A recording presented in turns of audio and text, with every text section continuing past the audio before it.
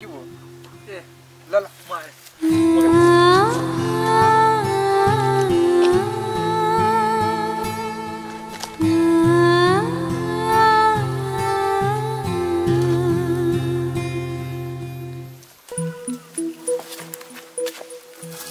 किन बोला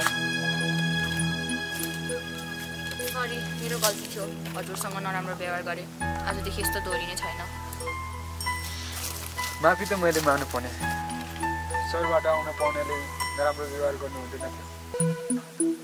ठिकै भन्यौ सरबाट आएकोलाई यस्तो नराम्रो व्यवहार गर्नु थिएन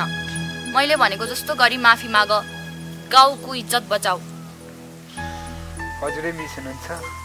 यदि गाउँकै बेइज्जत हुन्छ भने माफी माग्न तयार छु मेरो कारणले कसैको शिर झुकाउनु नपरोस् यस्तो जान्ने बुझ्ने रहेछ त किन झगडा गर्यौ के गर्ने मिस आफू त गाउँले कवाड पर्यो आफ्नो लागि नभए पनि अरूको लागि लड्नु पर्दो रहेछ जो कोही आफू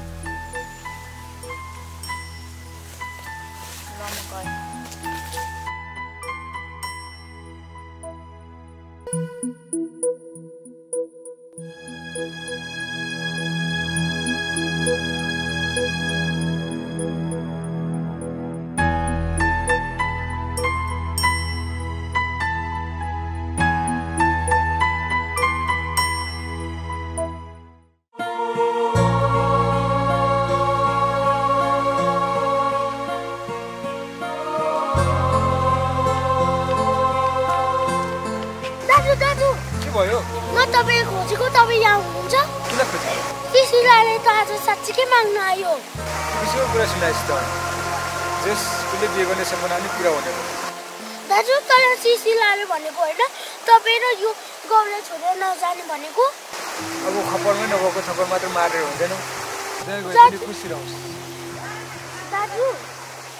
तर सिसिलाले तपाईँलाई छोडेर यो गाउँ छोडेर अर्को गाउँमा बस्नु सक्छ सकेर के भयो जातले नै पाएको बिस्तारै बानी भइहाल्छ दाजु कस्तो के होला चाहिँ आफ्नो घर छोडेर अरूहरूको घरमा जाने कस्तो नियम बनाएको होइन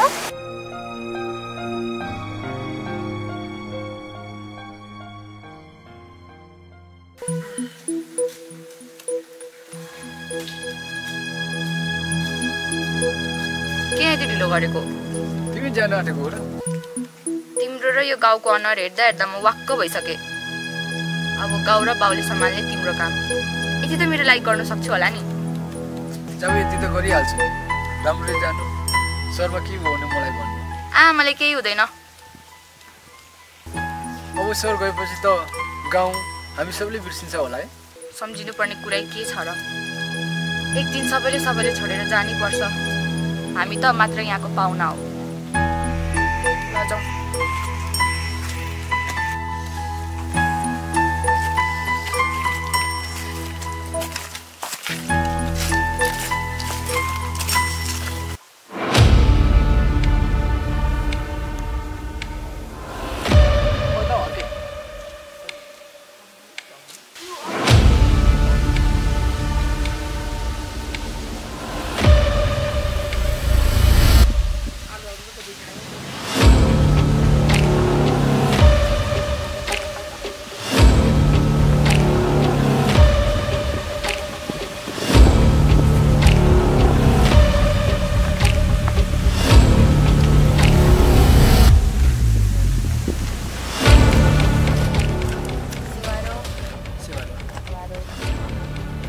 सरी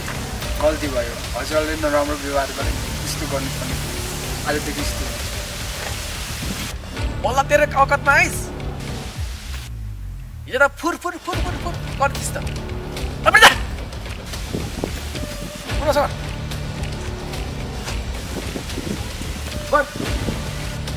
एक दुई तीन चार भयो होला हो दाजु नसोच आएर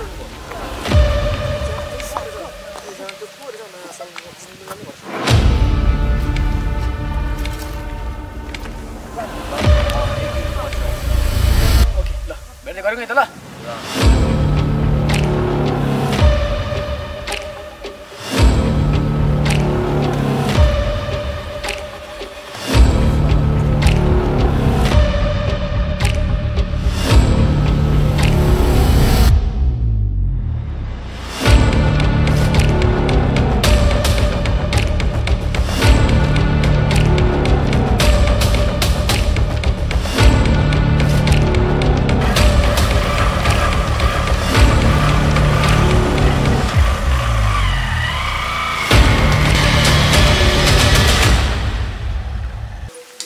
दाजु हाम्रो हेपेको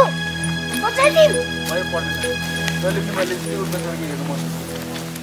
सरको टिकाहरू पाएर त म फेरि पनि नौ उनीहरू पढ्न सक्छु